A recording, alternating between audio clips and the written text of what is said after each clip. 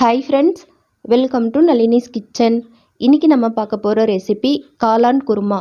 இந்த காளான் குருமா பார்த்திங்கன்னா இட்லி, தோசை, சாதம், சப்பாத்திக்கும் சூப்பர் காம்பினேஷனாக இருக்கும். சுலபமாகவும் செஞ்சிடலாம். இப்போ வாங்க ஃப்ரெண்ட்ஸ், நம்ம காளான் குருமா செய்ய ஸ்டார்ட் பண்ணிக்கலாம்.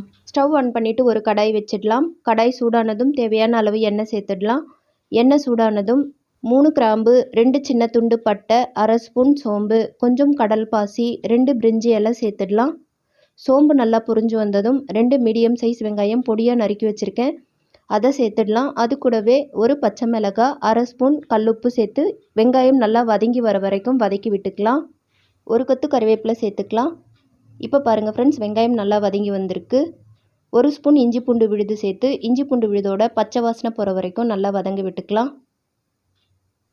2 மீடியம் சைஸ் தக்காளி மிக்ஸி ஜாரில் சேர்த்து அரைச்சி வச்சுருக்கேன். இப்போ நம்ம அரைச்சி வச்ச தக்காளி சேர்த்து நல்லா கலந்து விட்டுக்கலாம். சின்ன ஸ்பூனில் 1 ஸ்பூன் மஞ்சள் தூள் சேர்த்துடலாம். நல்லா கலந்து விட்டுட்டு மூடி போட்டுட்டு 1 நிமிஷத்துக்கு நல்லா வதங்க விடலாம். சீக்கிரமாக தக்காளி நமக்கு வதங்கி வரும். இப்போ பாருங்கள் ஃப்ரெண்ட்ஸ், 1 நிமிஷம் ஆயிடுச்சு. தக்காளி நல்லா எண்ணெய் பிரிஞ்சு நல்லா வதங்கி வந்திருக்கு. இந்த ஸ்டேஜில் நம்ம காளான் சேர்த்துக்கலாம். நான் இன்றைக்கி 300 கிராம் காளான் நல்லா சுத்தம் செஞ்சுட்டு எடுத்து வச்சுருக்கேன். பெரிய சைஸாக இருக்குன்னா பாதியாக கட் பண்ணிக்கோங்க, சின்ன சைஸாக இருக்குன்னா முழுசாகவே சேர்த்துடலாம். காளான் சேர்த்த பிறகு 1 நிமிஷத்துக்கு எண்ணெயிலேயே நல்லா வதங்க விடலாம். மூடி போட்டுட்டு 2 நிமிஷம் வதங்க விடலாம். பாருங்கள் ஃப்ரெண்ட்ஸ், 2 நிமிஷம் கழித்து ஓப்பன் பண்ணுறேன். நம்ம தண்ணி எதுவும் சேர்க்கலை, காளான்லேருந்தே நமக்கு தண்ணி சேர்ந்து நல்லா வதங்கி வந்திருக்கு. இப்போ நம்ம மசாலா பொருட்கள் சேர்த்துக்கலாம். 1 ஸ்பூன் தனி மிளகாய் தூள், 2 ஸ்பூன் தனியாத்தூள், 1 ஸ்பூன் கரம் மசாலா தூள், 1 ஸ்பூன் வீட்டில் அரைச்ச குழம்பு மிளகாய் தூள் சேர்த்து மசாலாவோட பச்சை வாசனை போகிற வரைக்கும் நல்லா வதங்க விட்டுக்கலாம். பாருங்கள் ஃப்ரெண்ட்ஸ், எண்ணெய்லாம் பிரிஞ்சு நல்லா வதங்கி வந்திருக்கு. இப்போ நம்ம கிரேவிக்கு தேவையான அளவு தண்ணி சேர்த்துடலாம். 1.5 டம்ளர் அளவுக்கு தண்ணி சேர்த்துடுறேன். காளான் நமக்கு சீக்கிரமாகவே வெந்துடும். 5 நிமிஷம் கொதிக்க வச்சா போதும்.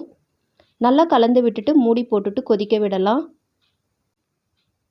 குருமா நல்லா கொதிக்கிறதுக்குள்ளே நம்ம இப்போ ஒரு விழுதை அரைச்சிட்டு வந்துடலாம்.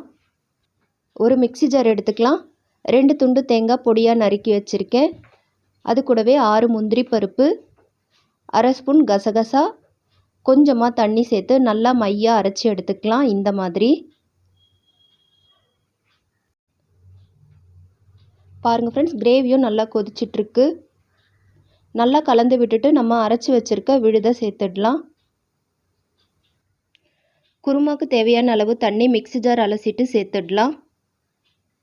நம்ம தேங்காய் விழுது சேர்த்த பிறகு அதிக நேரம் கொதிக்க விடக்கூடாது.